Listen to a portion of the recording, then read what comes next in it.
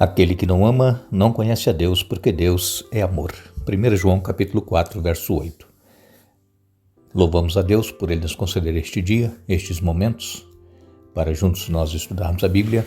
Agradecemos a todos vocês que estudam conosco, a todos que compartilham esses estudos com outras pessoas, a vocês também que são inscritos no canal Hora Tranquila no YouTube, que clicam um dedinho de joinha, e ainda a todos vocês que nos escrevem dizendo de onde estão acompanhando. Queremos aqui mandar um alô especial para Ednair Braga, Rivelino Silva, Natir Alves, Haroldo, Auxiliadora, Dani da Mata, Marcos Siqueira, Maria de Fátima, Daniel Júnior, Leônidas Bezerra, Adão Santos, Manuel Fernandes, Jomara Cristina, Osmar Marinho, Isabel Ullman, Glenivaldo, Rejane, Adrian e Bruno, Lourdes Nascimento, Lídia Martins, Aureci Gomes, também Nadir Garcia, que está parabenizando o filho Lucemir, que está completando mais um ano de vida. E todos os demais que nos escrevem, nós agradecemos e mandaremos sempre um alô para vocês. Iremos orar.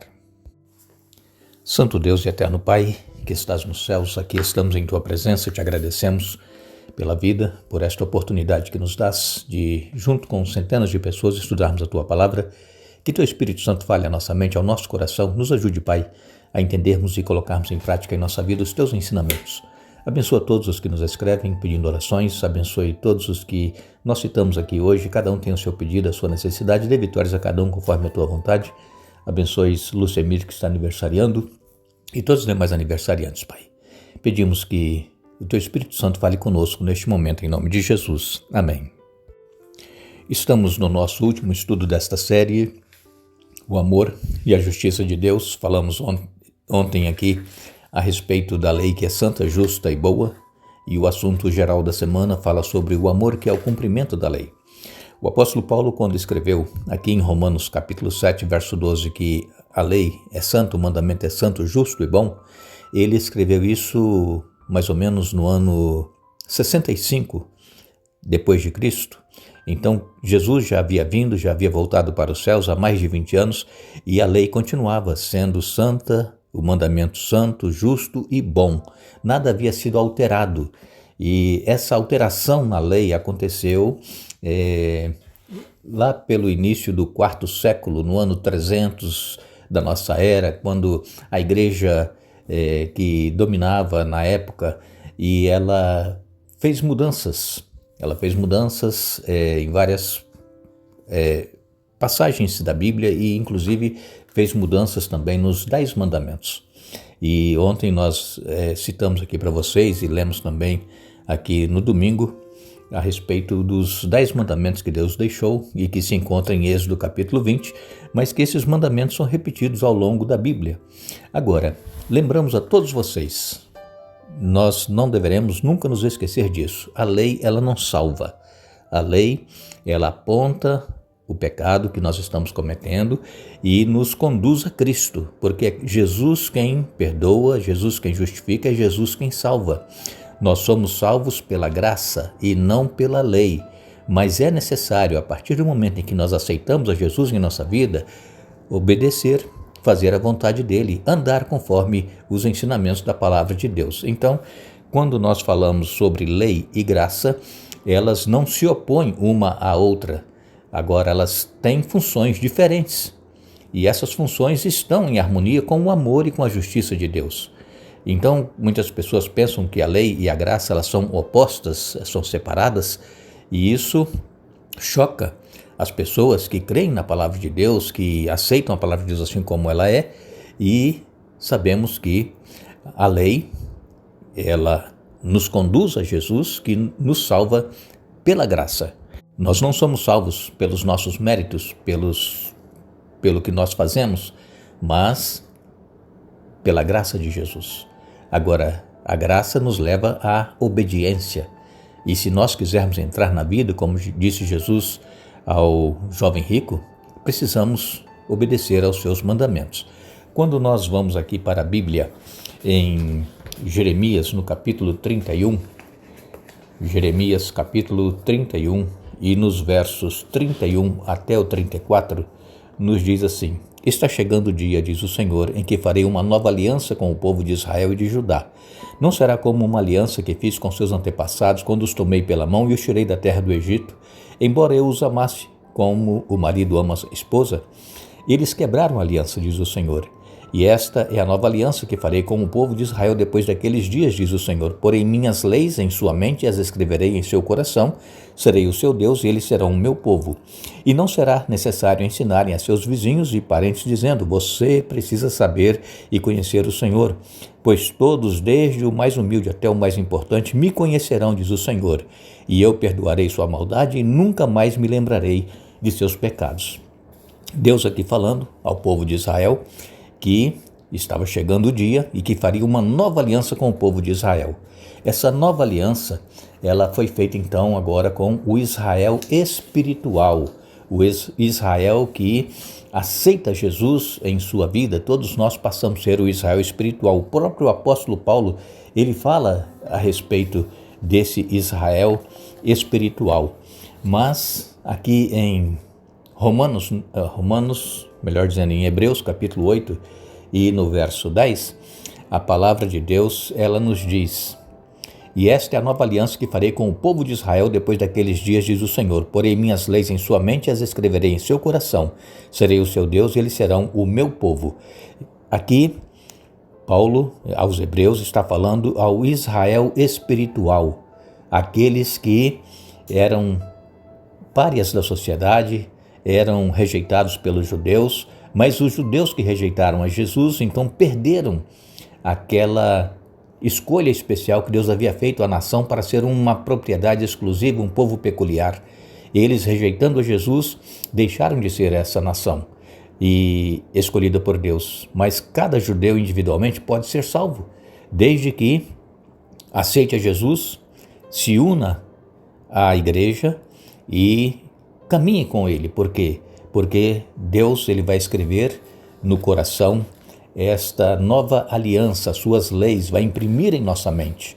O Senhor Jesus, quando esteve aqui na terra, ele teve aquele encontro com Nicodemos. Você pode ler João capítulo 3, a partir do verso 1 até o verso 21, Jesus tendo uma conversa com aquele fariseu, Nicodemos, e ele perguntou a Jesus que como ele fazia aquelas coisas se não fosse pelo poder de Deus em sua vida. E aí Jesus disse para ele: olha, eu lhe digo a verdade, quem não nascer de novo não pode ver o reino de Deus. E aí Nicodemos pergunta: como pode um homem velho entrar no ventre de sua mãe novamente? Aí Jesus falou: é nascer da água e do Espírito, passar pelo batismo, ser guiado pelo Espírito Santo.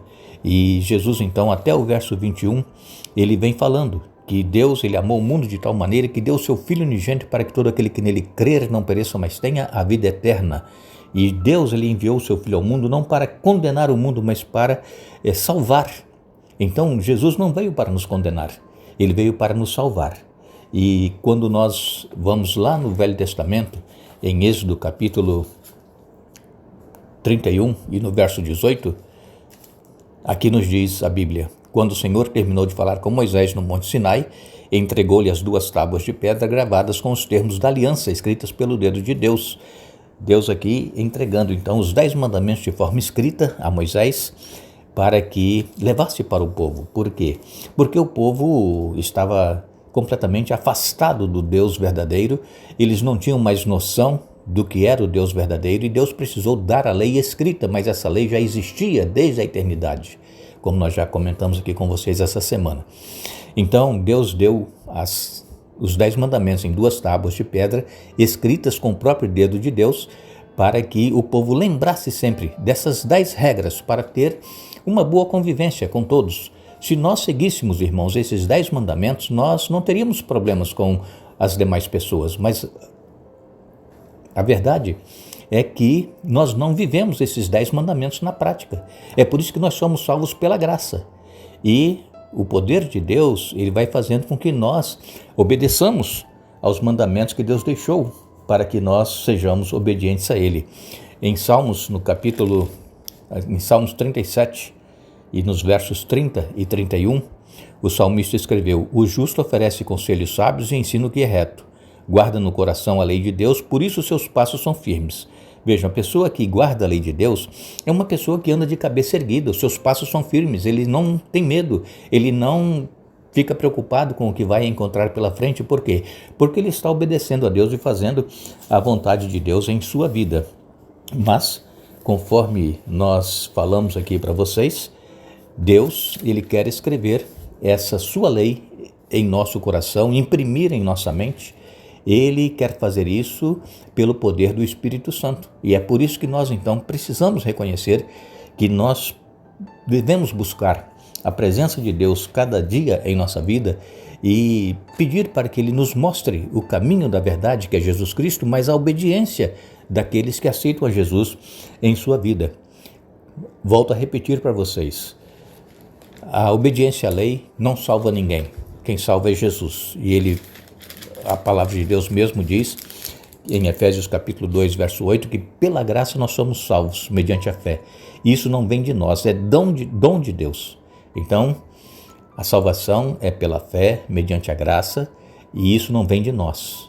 Mas a salvação pela graça nos leva então a obedecermos e fazermos a vontade de Deus. Quando nós lemos em João, no capítulo 14, João capítulo 14, no verso 15, nós lemos aqui as palavras de Jesus, ele dizendo: se vocês me amam, obedeçam a meus mandamentos. João 14, verso 15. É claro que a maioria dos cristãos dizem que amam a Deus, amam a Jesus, mas não querem obedecer, não querem fazer a vontade de Deus. E a lei, ela irá ser usada para nos julgar. Quando Jesus vier, nós seremos julgados pela lei da liberdade, como diz aqui o apóstolo Tiago, em Tiago capítulo 1, nos versos 22 até o verso 25. Não se limitem, porém, a ouvir a palavra, ponham-na em prática, do contrário só enganarão a si mesmos. Pois se ouvirem a palavra e não a praticarem, serão como alguém que olha no espelho, vê a si mesmo, mas assim se afasta e esquece como era a sua aparência. Se contudo observarem atentamente a lei perfeita que os liberta, perseverarem nela e a puserem em prática sem esquecer o que ouviram, serão felizes no que fizerem. Então Tiago diz aqui claramente que a lei, ela nos mostra o pecado, como nós vamos diante de um espelho e vemos que temos algum problema, uma mancha, uma sujeira no rosto, e não tiramos, saímos dali e a mancha continua, a sujeira no nosso rosto. A lei, ela nos mostra o pecado e ela então nos conduz a Cristo. Essa é a lei da liberdade. Por quê? Porque todos aqueles que obedecem a Deus e fazem a sua vontade estão livres. Não estão debaixo da lei, estão livres, estão debaixo da graça. Por quê? Porque estão obedecendo e fazendo a vontade de Deus. Como diz aqui o apóstolo Tiago: se contudo observarem atentamente a lei perfeita que os liberta, perseverarem nela e a puserem em prática, sem esquecer o que ouviram, serão felizes no que fizerem.